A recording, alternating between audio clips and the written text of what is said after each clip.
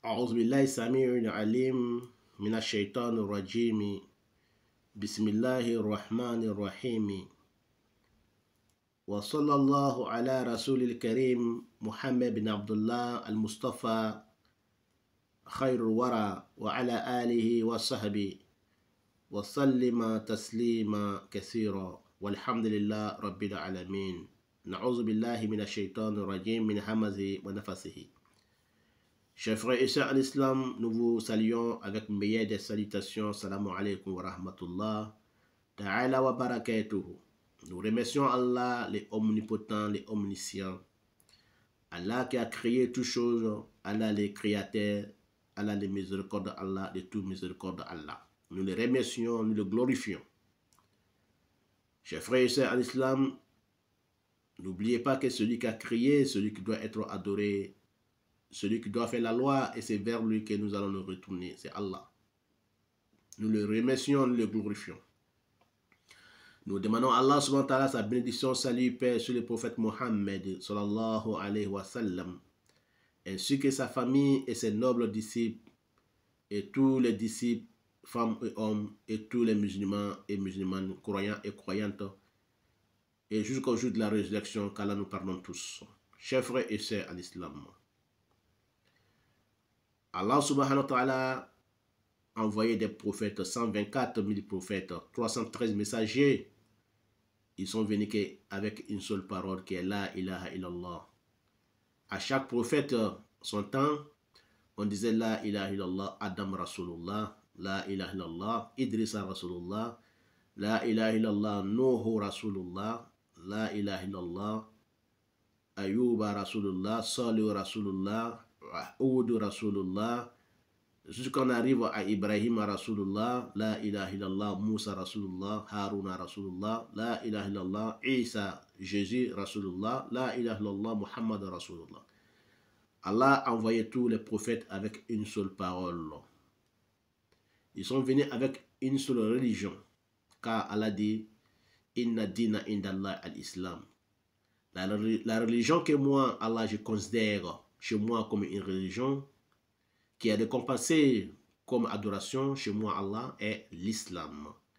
Donc, tous les prophètes et messagers sont venus avec une seule religion qui est l'islam. Ça veut dire la soumission.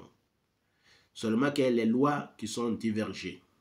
Car chaque prophète, chaque messager sont venus avec un livre. Donc, nous remercions Allah Ta'ala qui nous a donné les derniers des prophètes qui est Mohammed sallam, les sceaux des prophètes et messagers, qui est venu nous faire sortir dans la ténèbre et nous a mis dans la lumière. Il nous a fait sortir dans l'obscurité et nous a mis dans la lumière. Nous les remercions. Nous demandons à Allah qu'Allah lui pardonne. Nous demandons à Allah qu'Allah lui soit miséricorde. Nous demandons à Allah Ta'ala sa bénédiction, salut, paix sur lui et sa famille. Chers frères et sœurs en islam, nous allons vous parler aujourd'hui de notre 26e épisode des interprétations des rêves selon l'islam, saison 4. Nous allons vous parler aujourd'hui, chers frères et sœurs en islam, de l'image des prunes, les prunes. Qu'est-ce que ça signifie dans les rêves? Qu'Allah fasse que ce soit bonheur pour moi et pour vous. Amin. N'oubliez pas que les prunes ont les mêmes interprétations comme les dates à Tamoro.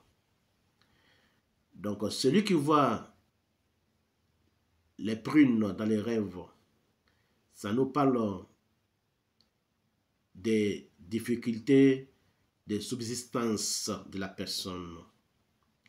Ça peut nous parler aussi de la difficulté de l'année à venir pour la personne, ou l'année que la personne vit. Ça peut nous parler aussi, chers frères et sœurs en islam, son interprétation est comme les interprétations des dates, comme nous avons dit. Ça peut nous parler de la santé de la personne, mais une santé éphémère, une santé temporaire. Celui qui voit qu'il est en train de manger des prunes, ça veut dire que si la personne était consultée, il sera libéré de la constipation. Quand il voit qu'elle est constipée, il sera libéré de la constipation. C'est-à-dire que si la personne a les ventres durs, qui n'arrive pas à aller aux toilettes à faire son besoin, quand il voit dans les rêves qu'il est en train de manger les prunes, Inch'Allah, il sera libéré.